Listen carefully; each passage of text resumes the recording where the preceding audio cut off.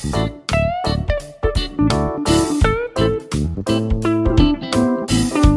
कहते हैं महाराज जी हमारी जीवन में ऊंचाइयां कब मिलेंगी। भैया मैं भविष्यवक्ता नहीं हूं, मैं सर्वज्ञ नहीं हूं, लेकिन मैं नीतियां ऐसे पॉइंट जानता हूं, ऐसे नुस्खे जानता हूं। नुस्खा बोलते हैं नुस्खा, कि वो नुस्खा बड़े जोशी फेल हो जाए, लेकिन हमारा नुस्खा फेल नहीं होता। आपको यदि कभी छोटे आदमियों के साथ बैठने में गिल्टी महसूस नहीं, मैं इनके साथ बैठूं, समझ लेना तुम सिर फोड़ फोड़ करके मर जाना, कभी बड़े नहीं बन पाओगे। तुम्हारा घर का ही व्यक्ति, घर में ही तुम्हें सम्मान नहीं मिलेगा, घर का ही बेटा तुम्हें सम्मान नहीं देगा, कोई सम्मान देने वाला नहीं मिलेगा तुम्हें, क्योंकि तुम्हारे मन में एक बार बात, इसके साथ मैं बैठूं, मैं कहां और ये कहां, कभी नहीं। और एक बार तुम्हें ये भाव भूल जाओ, नहीं वो कहां मैं कहां, जहां वो वहां मैं, वो भी आत्मा है। एक बहुत अच्छा पेपर में पढ़ा था, एक महान व्यक्ति का था, अपने नौकरों के साथ भोजन करता था। वो नौकरों के साथ, लगाने वाले के साथ, सबके साथ, घर के लोग बहुत दुखी थे उससे। तुम इतने बड़े आदमी हो, शेठ हो, बहुत बड़े आदमी, और वो भोजन सबके साथ करता था। वो माँ के साथ करता था, तो रोटी बनाने वाले के साथ भी करता था। वो पत्नी के साथ बैठता था, तो एक झाड़ू लगाने वाली को बैठा लेता था, तुम भी करो। वो नौकर बैठते थे, नहीं सेठ जी आपकी बराबरी पर तो मैं नहीं बैठूंगा, वो हाथ पकड़ के बैठा लेता था। जब सब लोग परेशान हो गए, एक दिन सब रिश्तेदारों ने लिया, आखिर तू ये नाटक करता क्यों है, तू माँ के साथ भोजन करते हो? तो बोले मैं तो माँ के साथ ही भोजन करता हूं, फर्क कितना है कि ये मेरी माँ है, वो किसी की भी माँ है। क्या सोच, क्या समझ में नहीं आता, कैसे होते हैं महान, क्या सोच, कहां है महान भाव अपन लोग। सोचो अपनी औकातें, सुनो रे अहंकारियों, अपन लोग कितने अहंकार में चले गए। ये भी किसी की माँ है, मेरी माँ जैसी है ऐसे उसको भी ये माँ है। अच्छा हुआ हम दो माताओं के साथ बैठ के भोजन कर रहे हैं। अपनी वो पराई माँ क्या होती है, जैसी तुझे अपनी माँ प्यारी है, उसको भी उसकी माँ प्यारी है। हम उसका अपमान क्यों? वो कहता था भोजन करते समय, झाड़ू लगाते समय नौकरानी है, भोजन करते समय वो हमारी माँ के समान है, क्योंकि वो भी किसी की माँ है, वो भी किसी का बेटा है। मैं अपने बेटे के साथ भोजन करता हूं, तो नौकर को रहा बैठ इसी डिब्बे में खा। परिवार के लोग कहते थे नहीं नौकरों का डिब्बा अलग है, नौकर का भोजन अलग जाएगा, नहीं जाएगा। वो कहते नहीं, मेरे डिब्बे में ही नौकर का भोजन होगा। नौकर से कहता, क्या कहता था, नौकरी कर रहा है वो, मेरी सेवा कर रहा है, लेकिन भोजन तो करेगा, तो वो भी किसी का बेटा है। जब मेरा बेटा है, तो ये भी किसी बाप का बेटा है, तो दो बेटों के साथ मैं भोजन कर रहा हूं। और क्या आप देखना आपके घरों में होता है। थोड़ी आपकी रग को छेड़ रहा हूं, आपके घर में आपकी रसोई ने, त्योहार का दिन था, कोई कार्य था, क्या क्या बनाया उसने, बहुत सारे व्यंजन बनाए। जब वो घर जाने लगी, लेट भी हो गई थी, तो आपने उसको जाते समय कौन सी रोटी दी, मुझे शेयर कर दो थोड़ा सा, बासी रोटी दी। उसने क्या क्या बनाया था।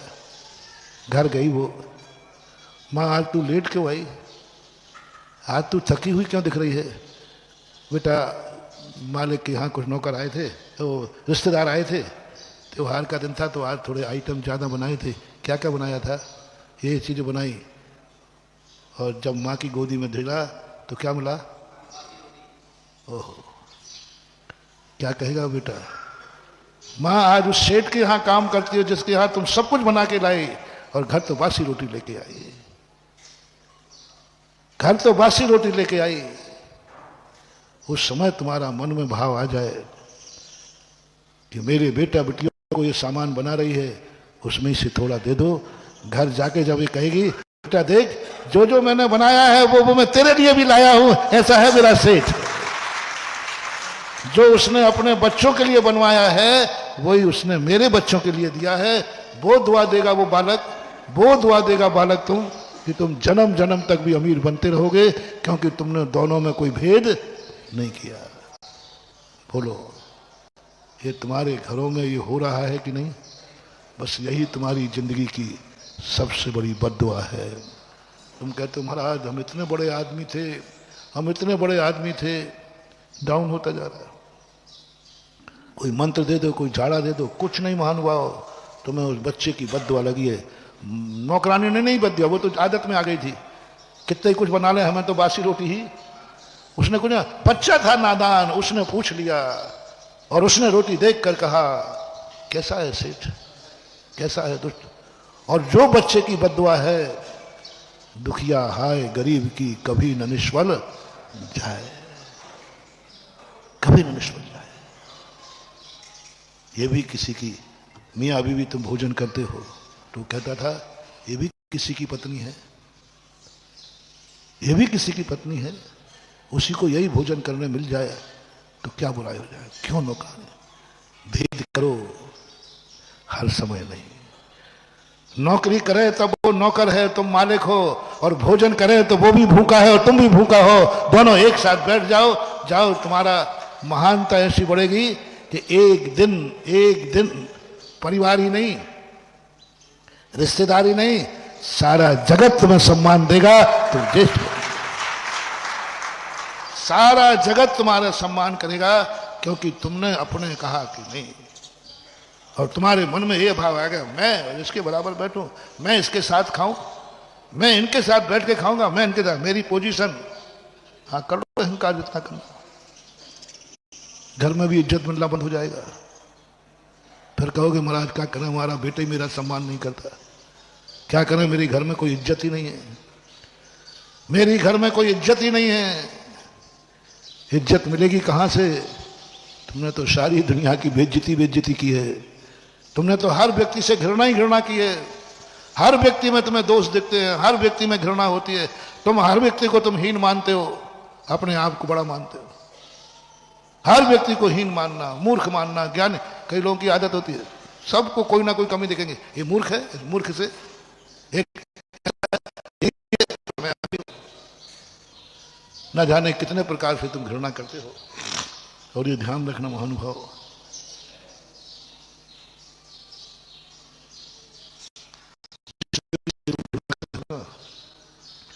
कर्म एक दिन तुम्हें वह दशा देगा। कर्म कहेगा इससे घृणा की, अब यही तेरी एक दिन वो दशा होगी। तुमने भिखारी से घृणा की, एक दिन तुम्हें भिखारी का दर्शन होगा। किसी गंदे आदमी से घृणा की, एक दिन तुम्हारी पोजीशन ऐसी हो जाएगी कि तुम नहाने लायक नहीं रहोगे, उसी गंदगी में तुम्हें जीना पड़ेगा, क्योंकि तुमने एक गंदे आदमी से घृणा की। तुमने ये नहीं सोचा कि बेचारा देखो क्या है, क्या करे, क्या करे, उसके पास साबुन लाने को पैसे नहीं है, तुम झकझक कपड़े पहन रहे हो, किसी मजदूर से गंद आ गई कपड़ों से, वो करे क्या है बताओ। खाने को पैसा नहीं, वो साबुन कहां से लाए। एक पागल है, बेकारी उन्मत्त है, वहां देखकर तुम लोग थूक देते हो। बोलो बताओ वो क्या करे, पागल है, बुद्धि नहीं है, बुद्धि नहीं है उसके पास, वो क्या करे, उसकी जिंदगी ऐसी है, क्या करे, गरीबी है। महानुभाव नहीं, घृणा नहीं करना, उसे विपाक विषय धर्म ध्यान का साधन बनाना, उसे अपाय विषय धर्म ध्यान का साधन बनाना। हो सके तो उसे धुले हुए कपड़े दे देना, हो सके तो अपना नौकर कपड़े धोने को लगा है, उस मजदूर के, उस भिखारी के कपड़े भी एक धोबी से कह देना मेरे कपड़े भी धोना, प्रतिदिन उस भिखारी के कपड़े भी धो देना, क्योंकि मुझे गंदगी पसंद नहीं है, मुझे गंदगी पसंद नहीं। नौकर के कपड़े धो के कपड़े ला, उसकी ताकत ही नहीं, वो क्या धोएगा। नहीं, तेरे कपड़े मैं धुलवाऊंगा, क्योंकि मुझे गंदगी पसंद नहीं है। मैं भी गंदा नहीं रहता हूं तो मेरे नौकर भी गंदे नहीं रहेंगे, मैं भी गंदा नहीं रहता हूं तो भिखारी भी गंदा नहीं रहेगा मेरे नगर में, क्योंकि गंदगी मुझे पसंद नहीं है। ये करो तो कुछ बात बने, अपाय विचय धर्म ध्यान। ये ना कर सको तो घृणा करने की जरूरत नहीं है। एक बच्छराज जी थे, बच्छराज गंगवाल, राजस्थान के। वो कभी पैदल नहीं चलते थे, 4 व्हीकल में चलते थे। एक दिन उनका नौकर लेट आया, पियोन चतुर्थ श्रेणी का। उनका लेट क्यों आया था? बोले साहब पैदल आया हो, थोड़ा लेट हो गया, घर में काम आ गया था, इसलिए पैदल आने में। उन्होंने उनको डांटा नहीं, प्रस्ताव पास कर दिया कि मेरी कंपनी का हर नौकर 4 व्हीकल में आएगा। उसको डांटा नहीं, उसके पूछा क्यों लेट हुए आप, तो उसने सारी समस्या बता दी। साहब पैदल आया हूँ, यहाँ से थोड़ा सा ये था, यहाँ ये था, लेट चला, मैं दौड़ के आया हूँ, लेकिन कितना दौड़ेगा। उसकी समस्या सुनकर के उस पर नाराज नहीं हो, उसको सस्पेंड नहीं किया। उसी दिन प्रस्ताव किया कि मेरी फैक्ट्री का हर नौकर 4 व्हीकल में आएगा और 4 व्हीकल उसके घर लेने जाएगा और फैक्ट्री में 4 व्हीकल से प्रवेश करेगा, कोई पैदल प्रवेश नहीं करेगा। ये नहीं लगाया कि हर हमारे यहां वही नौकर होगा जिसके पास 4 व्हीकल होगा, तो फिर सारे बेचारे चले जाते। नहीं, कंपनी ने 4 व्हीकल दिया, हर नौकर घर से 4 व्हीकल में आएगा, और उन्होंने सारी व्यवस्थाएं बनाई। आज भी बंगाल के इतिहास में ये लिखा है। जब मैं लाडनू गया तब इतिहास पता चला। बंगाल के अंदर 1947 के पहले एक रईस था जिसका हर नौकर, झाड़ू लगाने वाला भी 4 व्हीकल में आता, क्योंकि वो खुद 4 व्हीकल में चलते थे।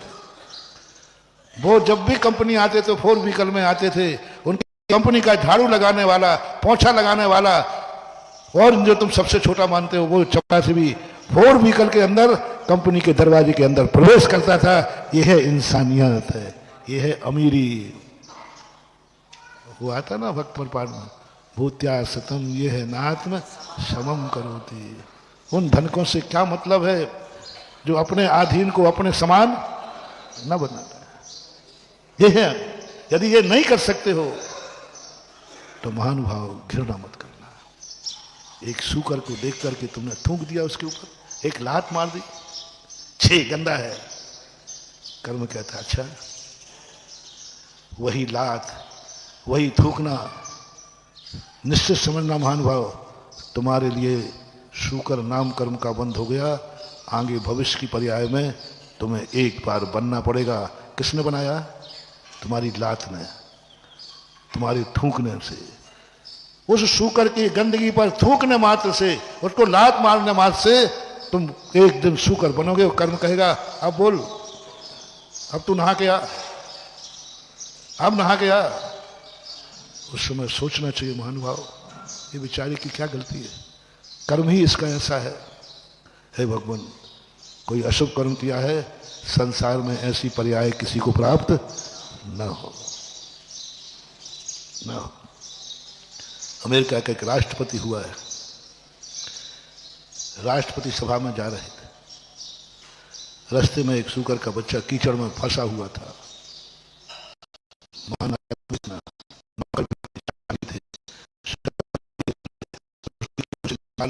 सारे कपड़े गंदे हो गए।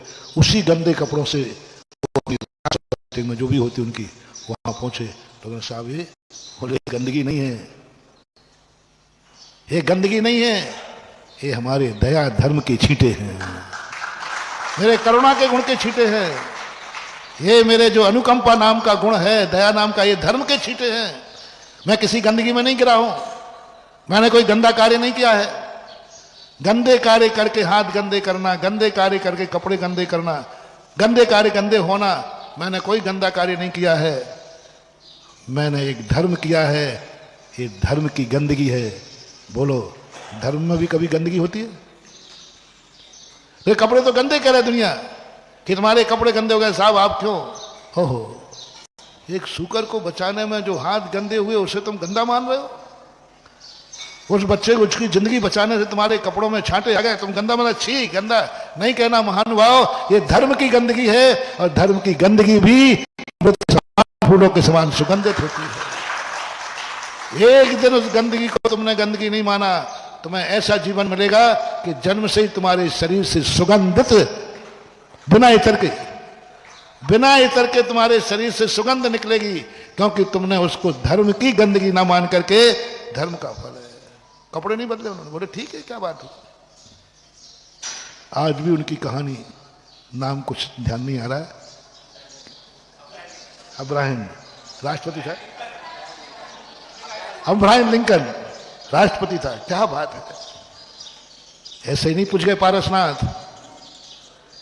इतनी बड़ी शक्ति, इतना महान अपने दोस्तों के साथ घूमने जा रहा है, किसको बचाने उतर पड़े, किसके कारण अपमान सहन किया। एक नाग नागिन को, जिसको देखकर दुनिया मारने का भाव करती है, काल मानती है। इतनी बड़ी शक्ति उस तुच्छ प्राणी को बचाने उतर गए, स्वयं कूद पड़े। नौकरों से कह देते नहीं, धर्म और कर्म दूसरों से नहीं कराया जाता। स्वयं उतर गए, स्वयं पहुंच गए। ब्रह्मांड कांप रहा है, तीर्थंकर नाग नागिन को बचा रहे, और उसके कारण अपमान सहन किया। कमठ ने अपमान किया, उन्होंने उसको अपमान माना ही नहीं। नाग नागिन को बचाने गए, कमठ ने जो अपशब्द कहे, वो तापसी कमठ का जीव था, उन्होंने अपमान नहीं माना। बोले ये तो मुझे धर्म के बदले पर गाली मिल रही है, और धर्म के बदले पर जो गाली मिलती है उसका बुरा नहीं मानना। हाँ, कोई गलत कार्य किया हो, दो बात, गलत कार्य करने पर कोई कहे तू पापी है, नीच है, दुष्ट है, तो थोड़ा बुरा लगना चाहिए। लेकिन तुमने तो धर्म का कार्य किया और वो पापी नीच कह रहा है। पारसनाथ कहते हैं ये तो धर्म का फल है, गाली धर्म का फल है।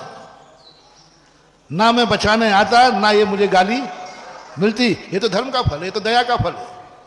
दया के बदले में मिल रही है मुझे गाली, दया के बदले में गाली मिली है। ये पाप कैसे हो सकता है, इस पर क्रोध मैं कैसे करूं, मुझे क्यों बुरा लगे, धर्म के बदले में मिली है। और हम और आप होते तो काहे का, हम धर्म करने गए, वहां गालियां मिल रही हैं। हम अच्छा करने जाते, लोग वहां गालियां दे रहे हैं, बुराई कर रहे हैं। क्या करने पर बुराई कर रहे हैं, अधर्म करने पर कि धर्म करने पर। यदि धर्म करने पर हमें बुराई मिले महानुभाव, तो उसे धर्म का फल मान करके बुराई नहीं है। पारसनाथ कहते काय की बुराई है, मैंने दया की, ना दया करता ना ये गालियां देता। यही रामचंद्र जी कहते, ना मैं धर्मात्मा होता ना मैं वनवास जाता। मुझे वनवास मिला है, मुझे कोई खेद नहीं है, क्योंकि धर्म के बदले में मिला है। पांडवों के और श्री राम के वनवास में कितना अंतर है। राम का वनवास प्रशंस से बना है, राम के वनवास की कथा बन गई, राम के वनवास की कथा बन गई। पांडव भी तो वनवास गए हैं, पांडव को वनवास पाप के फल पर मिला है, राम को वनवास धर्म के बल पर मिला है। वनवास दोनों हैं। रामचंद्र जी ने वनवास धर्म के, पिता की आज्ञा, पिता का वचन, पिता के वचनों की रक्षा करने के बदले में क्या मिला, बदले में धर्म के बदले में मिला। रामचंद्र जी कहते मुझे कोई बुरा नहीं है, मुझे कोई खेद नहीं है, मुझे कोई प्रतिशोध नहीं है। बोलो, रामचंद्र जी ने प्रतिशोध की भाव की, 14 वर्ष बाद निपटूंगा क्या कैसे, नहीं, कोई प्रतिशोध नहीं है। धर्म के बदले वनवास मिला है। एक बार भी पूरे वनवास के समय पर एक बार भी रामचंद्र जी के मन में खेद नहीं आया कि ये सारी दुर्दशा मेरी कैकई की बदौलत हो रही है। एक बार भी कभी उल्हाना नहीं दिया, मन में तो आता ये सब मेरी कैकई के कारण मेरी जिंदगी में आ रहा है। सीता का हरण हो गया, लक्ष्मण शक्ति लगी, मरने तक का भाव कर लिया। गजब, ओहो महानुभाव, मोटिवेशन, मरने तक की नौबत आ गई, लेकिन कैकई को बुरा करने का ये भाव नहीं आया। ये सब मेरी कैकई की बदौलत हो रहा है, कैकई के कारण से मुझे हो रहा है, उसके कारण से हो रहा है। एक बार तो मन में कोस देते। सभी रामायण मैंने पढ़ ली, वैष्णव की पढ़ ली, बौद्धों की पढ़ ली, जैनियों की पढ़ ली। सभी रामायण के अंदर एक बार भी रामचंद्र जी के मन में एक बार भी भाव नहीं आया ये सब कैकई की बदौलत हुआ। और ये मैं उस पिता की बदौलत वनवास आया हूं जो जोड़ू का गुलाम था। स्त्री के कहने पर मुझे वनवास दे दिया, स्त्री के कहने पर राज नहीं दिया, स्त्री के कहने पर मुझे राज्य नहीं दिया। झूठ मत बोलना रे तुम लोग, बताओ तुम्हारा बाप मम्मी के कहने पर तुम्हें वो दुकान नहीं देवे तो तुम बाप को काका के और जा बताओ। मेरा बाप जोरू का गुलाम है, स्त्री के कहने पर चलता है। अरे मूर्ख, सोच तो सर, बाप की स्त्री है, तेरी तो मां है, लेकिन उस समय तुम मां नहीं दिखेगी, तुम्हें अपने बाप की पत्नी दिखेगी, जोरू दिखेगी। तुम्हें दुकान का हिस्सा नहीं मिला तो तुझे मम्मी मम्मी नहीं दिखेगी, मम्मी भी क्या दिखेगी? बाप की जोरू, बाप की जोरू। और बाप जोरू का गुलाम है, इसलिए वो माँ बाप मुझे कुछ दे ही नहीं सकते, क्योंकि वो तो अपनी, बोल दो ना, जो है सो है महावीर की। एक बार भी दशरथ को कहते थे, क्या दशरथ को स्त्रियों के कहने में चलना चाहिए? उसने राज मांग लिया तो राज से छीन दिया, उसने कह दिया तो कह दिया। पूरी रामायण में, वैष्णव दर्शन की रामायण में भी वनवास दे दिया अपनी पत्नी के कहने पर? नहीं। रामचंद्र जी कहते हैं, ये वनवास, ये कष्ट मुझे धर्म के बदले में मिले हैं, पिता की वचन की रक्षा करने के बदले मिले हैं, पिता की आज्ञा के बदले में मिले हैं। जो धर्म के बदले पर मिले, चाहे अपमान हो, चाहे संकट हो, चाहे गरीबी हो, पर कभी बुरा मत मानना, कभी धर्म को मत कोसना। ये सारे जगत के लिए आज का होमवर्क है, मोटिवेशन है। रिपीट करता हूं, धर्म के कारण से कभी अपमान हो, धर्म के कारण से कभी संकट आए, धर्म के कारण से विपरीत स्थिति बने, तो कभी तुम धर्म को कोसना नहीं, बल्कि कहना मुझे खुशी है, क्योंकि मेरी जिंदगी में जो कष्ट आया है वो किसके कारण आया है? धर्म के कारण। धर्म के कारण कष्ट है, कोई चिंता की बात नहीं। ये गालियां मुझे धर्म के बदले में रही, पारसनाथ कहता है, कोई चिंता की बात नहीं। लोगों ने कहा साहब मैं तापसी को निपटा दूं, बोले नहीं, ये गालियां मुझे धर्म के बदले मिली, मैंने नाग नागिन के ऊपर दया दिखाई, वो दया के बदले मुझे गालियां मिली है, इनका मैं कभी बुरा नहीं मानूंगा, क्योंकि ये धर्म का प्रसाद है, धर्म के बदले मिली, और धर्म के बदले में हमें जो मिलेगा सब तैयार है। पांडवों का वनवास प्रसिद्ध क्यों नहीं हुआ? क्योंकि उनको वनवास किसके बदले में मिला था? जुआ के बदले। अब पीछे की कहानी अलग है कि वहां भी वचन था, इसलिए आधा प्रशंसनीय आधा निंदनीय। वहां राजा की आज्ञा मानी, लेकिन एक बार राजा की आज्ञा मानी, तीसरी बार जुआ में वनवास जाना पड़ा। पहली बार का जुआ जो राजा के था वो तो माफ हो गया था, सब कर दिया, खत्म कर दिया, लेकिन दोबारा फिर बैठ गए। तो जुआ के बदले पर मान, पाप के बदले पर संकट आवे तो रोना, बुरा मानना, ओह मैंने ऐसा पाप किया इसलिए मुझे वनवास हुआ, मैं कभी ऐसा पाप नहीं करूंगा, मुझे बहुत पश्चाताप है कि मुझे पाप के कारण वनवास हुआ। लेकिन रामचंद्र जी ने नहीं कहा मैंने बहुत बड़ी गलती की, अब मैं ऐसा धर्म नहीं करूंगा, अब मैं कभी पिता की आज्ञा नहीं मानूंगा। दोनों में कितना अंतर आ रहा है? दोनों वनवास में है। एक को कह दी नीति, तू कहे कि मुझे पाप के बदले वनवास मिला है, अब मैं ऐसा पाप नहीं करूंगा, और एक को कहा जाता है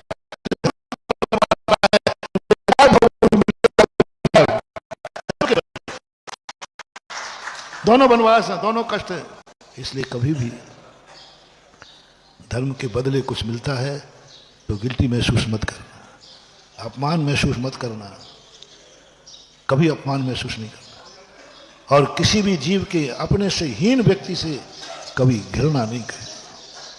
विपाक विषय, अपाय विषय, धर्म ध्यान का विषय बनाओ कि देखो ये कैसे कर्म है, कैसी स्थिति है, तो जब तुम एक सम्मान पाओगे। इसी प्रकार धनवान बनना है तुम्हें, और सेठ लोगों कितने बड़ा धंधा कर लेना, एक छोटा धंधा जरूर चलते रहना। जो मैं कह रहा था ना, कितने बड़े राजकुमार बन जाना, लेकिन कंडे थापना मत भूलना है? तुम बहुत बड़े सेठ हो, सेठ के राजकुमार हो, लेकिन तुम्हें कंडे थापना आना चाहिए, तुम्हें लकड़ी बीनना आना चाहिए, तुम्हें झाड़ू लगाना आना चाहिए, तुम्हें रोटी बनाना आना चाहिए। ये मत करो मैं तो सेठ कर का, मुझे तो कोई पानी का गिलास भी नहीं उठाना है, ज्यादा सेठगिरी मत बताओ। हर अमीर को हर गरीब का काम आना चाहिए, मोटिवेशन बना दिया। हर अमीर को, बोलो, हर अमीर को गरीब जो काम करता है वो तुम्हें आना चाहिए, तुम्हें भीख मांगना भी आना चाहिए। क्यों मिर्ची लग गई? अरे भीख मांगना भी आना चाहिए। और तभी राजकुमारों के लिए भिक्षा के लिए भेजा जाता था। ये मांगना भी तुम्हें आ जाए कि कैसे मांगा जाता है। अब उसको भीख ना कह के भिक्षा कह देते हैं, थोड़ा स्टैंडर्ड बढ़ा दिया। लेकिन कहना तो यही पड़ता है, भिक्षाम देही, वहां वो कहता है मिले माए, थोड़ा अंतर है। लेकिन हर चीज आना चाहिए। जो जो संकट के समय हो सकता है वो तुम्हें अच्छे दिनों में अभ्यास करना है। सूत्र लो, तुम्हें अभ्यास करना है। जो जो गरीबी में हो सकता है वो तुम्हें अमीरी में सीखना है। जो सब कुछ पा करके हो सकता है वो तुम्हें उस समय सीखना है। तुम्हारे पास रजाई है, तुम 8 दिन में 1 दिन बिना रजाई की रात गुजारना है। हर अमीर के लिए होमवर्क। रजाई है, एयर कंडीशन कमरा है, बस हफ्ते में 1 दिन बिना रजाई के, बिना एयर कंडीशन के स्मशान घाट में, जंगल में रात बिताना है। सेठ सुदर्शन, आगम से बोल रहा हूं। सेठ सुदर्शन के बाद सब कुछ था, सब कुछ था। लेकिन 1 दिन वो गरीब बनकर के जंगल में, घर में कभी मच्छर भी नहीं काट सकते, सब एयर कंडीशन है। 1 रात मच्छरों के बीच में जरूर बिताना जहां गरीब गुजारता है।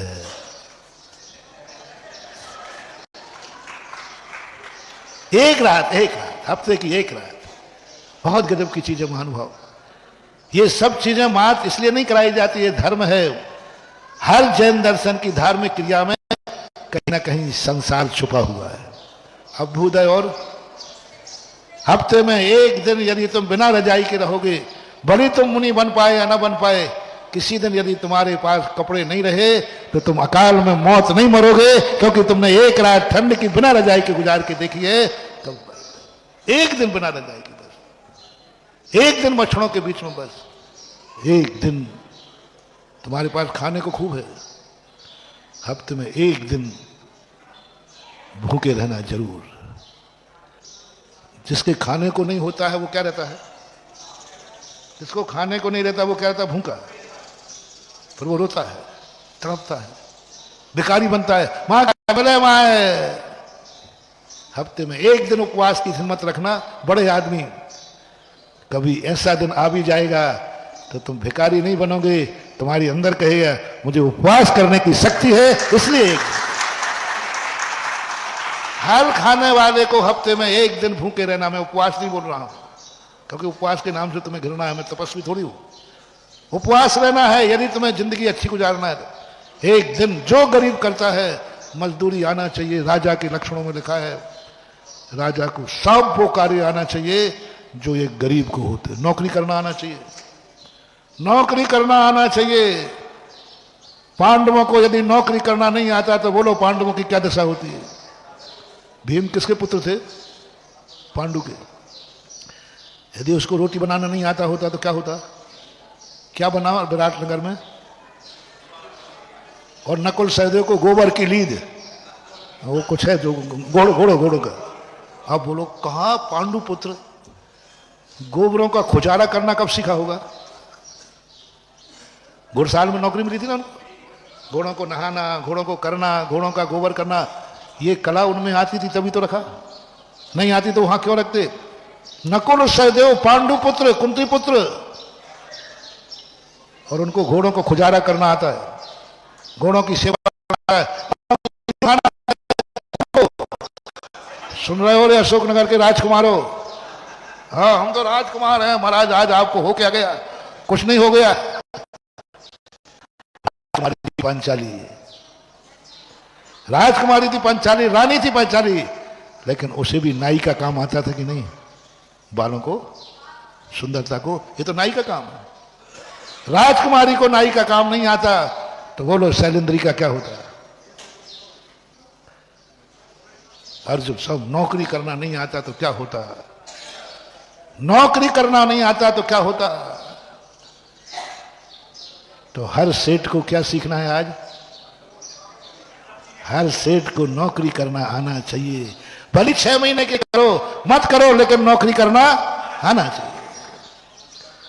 भले तुम्हारे पास जूते चप्पल है, गाड़ी घोड़ा है, हर सेठ को पैदल चलना आना चाहिए, पैदल चलना आना चाहिए। तुम्हारे पास जूते चप्पल हैं, तुम्हें नंगे पैर चलना आना चाहिए। और आज हमारे यहां कौन से जूते चप्पल के, नहीं नहीं नहीं, हर अमीर को नंगे पैर चलना आना चाहिए। तुम कह सको कल के दिन कि मैं प्रतिदिन मंदिर नंगे पैर जाता था, इतना तो अभ्यास है। मैं प्रतिदिन जाकर के, मुझे बिहार करने का अभ्यास है, मैं महाराज के साथ बिहार करता था। हर अमीर को ये महाराज के साथ बिहार इसलिए नहीं कराना है कि महाराज को अकेले डर लगता है, इसलिए अमीर को महाराज के साथ बिहार करना है कि हर अमीर को पैदल चलने का आदत होना चाहिए। पता नहीं कब वो दिन आ जाए, राजा को पैदल चलने का अभ्यास कराते हैं, दौड़ाते हैं। पता नहीं कब युद्ध में घोड़ा हार जाए, सेना भाग जाए, स्वयं दौड़ के भागना पड़े तो। अब दौड़ा तो कभी यही नहीं, राजकुमार रहा। राजा को दौड़ना सिखाया, 72 कलाएं सिखाई। राजा को सूखी रोटी खाना आना चाहिए। सुन रहे हो राजकुमारों, हाँ, हफ्ते में एक दिन एक रस का त्याग करो। बिना नमक की रोटी हर अमीर को खाने, हमारे यहाँ का कमी है क्या? हाँ, नहीं है बेटा राजकुमार, लेकिन हफ्ते में एक दिन बिना नमक की रोटी खाना आना चाहिए, रूखी रोटी खाना आना चाहिए। मत करो राजा पर अहंकार, एक दिन ऐसा दिन आ जाएगा घास की रोटी बिना नमक की खाना पड़ेगी। क्या करोगे, कैसे जाएगी घर में? नमक नहीं था राजा के पास, घास की रोटी थी, बगरू घास, बिना नमक की रोटी थी, खाना पड़ेगी। और यदि तुमने खाई होती तो कोई बात नहीं, मैंने खाई है। सुख के दिनों में बिना नमक की रोटी, सुख के दिनों में बिना नमक की रोटी। अमीर बनकर के गरीबी भोजन जरूर एक दिन करना चाहिए। गरीब लोगों को नहीं कह रहा हूं मैं, अमीर लोगों को गरीबी भोजन जरूर करना आना चाहिए। अमीर लोगों को वो सब कार्य आना चाहिए जो ये गरीब का है। हफ्ते में एक दिन गर्मी में, धूप में एसी बंद होना चाहिए। प्रतिदिन नहीं, हफ्ते में एक दिन भयंकर 48 टेम्परेचर है,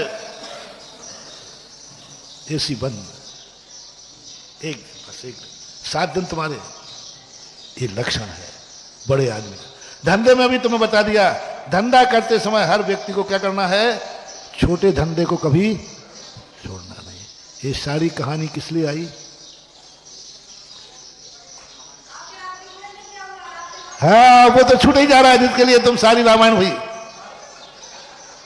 आचार्य श्री छोटे हैं कि बड़े? बहुत बड़े। उस समय भी हमें बहुत बड़े लगते थे, बहुत बड़े।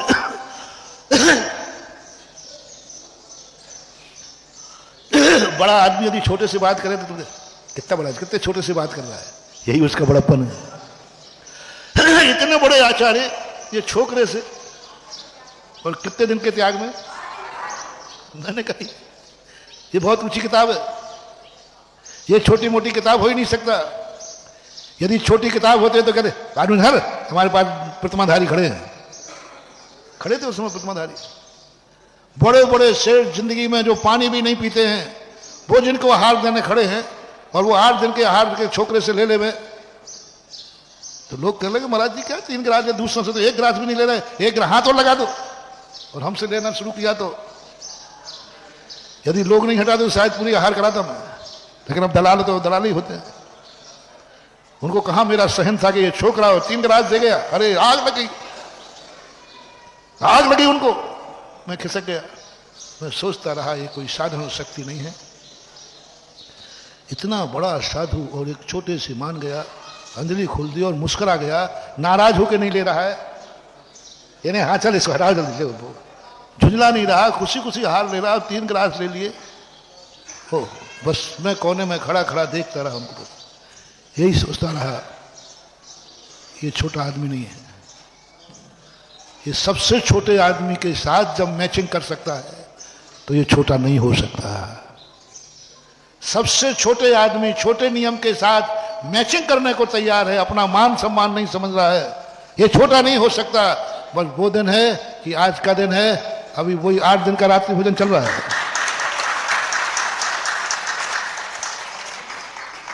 चल रहा है।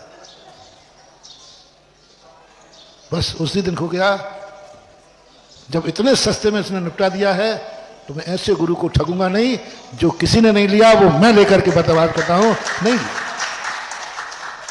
कहने का भाव ये है कि हमेशा महान व्यक्तियों की बहुत बड़ा संस्कार। समय आपका हो गया। अपना प्रसंग क्या चल रहा है? सामान्य और विशेष।